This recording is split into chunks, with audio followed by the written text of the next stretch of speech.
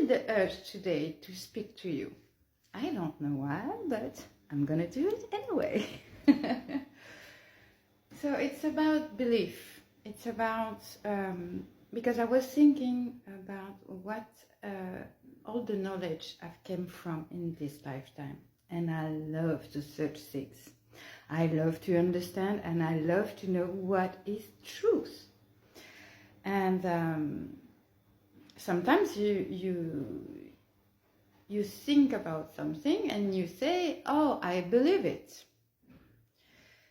It's a tremendous split into believe it or knowing.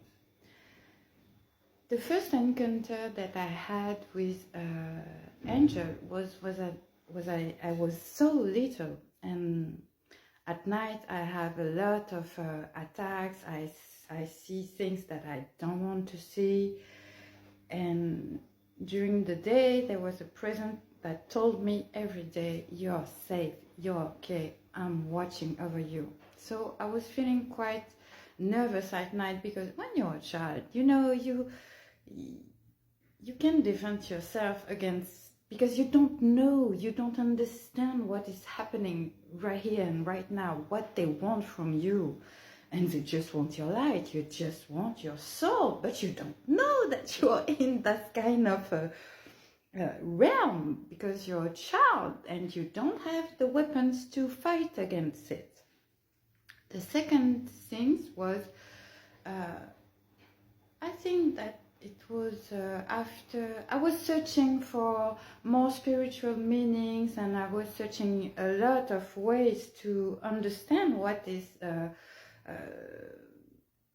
experience happened to me, and how I can grab some knowledge from it, and how I can build the foundation of my spirituality, and how I see myself and how I see the world.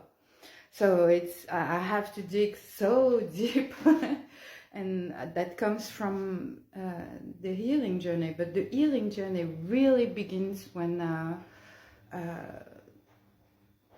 it was sudden, like a rainfall, like a huge flow of energy that was. It's like a cleansing of water, but a lot of water, and it was refreshing, and I was disarmed by all the love, all the acceptance, all the, come on, release it. You don't have to carry it around. And at that time, I didn't understand what it was. It's so weird, because you have some hits in the road, and you think that it's right. So after that experience, I cried a lot, like for 1 week, day and night. I cried. But it was not about pain, it was about releasing all the things that didn't belong to me, and I have to get rid of it. So I trust the feeling that I was feeling, because it was so pure, so cleansing, so soft, so it's like a warm hug from someone who loves you, really. So I trusted it. And after that experience, I said to myself, I have to understand what it is. So I searched into religion, and in my background, I come from Judeo-Christian, and so I go from the Catholic Church, the Protestant, the Messianic. I have to go to search it. So I read the Bible back to back, and I was knowing all the words of it, the chapters, and try to understand it. And it was like 3 years in really deep in religion.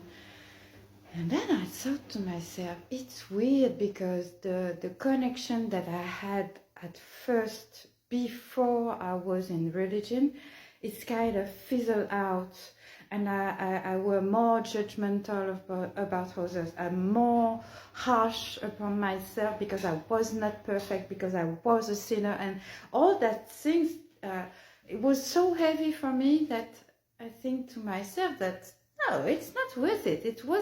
It's not what I came here to do, to just sacrifice myself and to feel guilt and to feel shame just because I'm a human being. No, it wasn't given to me as I thought. So I give it up. I say, okay, it was a learning experience. Maybe I had something to understand about that kind of dogma, the duality of it, and all the conception, but my love for that energy, that I call it God. I call it God's source energy. It didn't go away, but it was my mind who was battling my heart, what I was feeling, that I was loved no matter what. No matter what I'm doing, no matter, I have the choice to choose between love or be in fear. And it was just my experience. I don't think that all religions are bad, or I don't say that at all. I respect all of it. But for me, the experience was more mental, and when they get something from your mental and you kind to shift into judgment and fear, you lose it all. So I decided that I don't want to lose it. I don't want to lose my connection with God's source, with my soul. I cannot do it to myself. I cannot betray myself to that point. So what I was doing, it's okay, let's give it up, all this research about the words, but just go inward.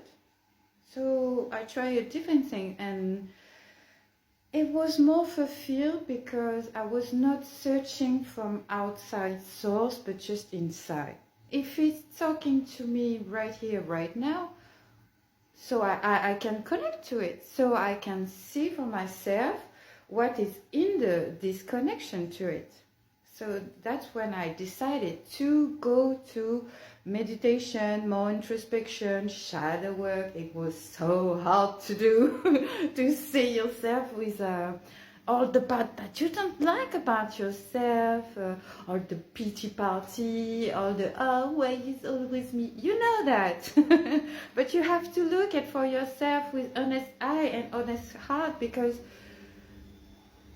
you don't want to be judgmental with those parts of yourself who've been hurt. So you don't want to double the cause of it and to hit it hard when it doesn't deserve it. It just deserves to be nurtured and to have compassion for it, to understand that it was helpful at one moment in your time to feel like a victim, to feel like you was hopeless or powerless. You have to, because it was just like the only harms, the only gift that you have to fight it.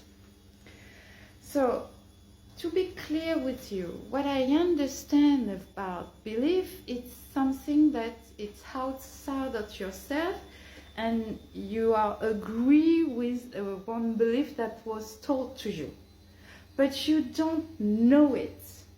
So I think that's why Spirit wants me to talk about it today, because it's a huge difference, because when you know it, you can depart it from it. It's like a part of your soul, so you can scratch it and say, I don't want this part of myself, like I don't want my right arm to be my right arm, I want to be my leg. You cannot decide it, yes?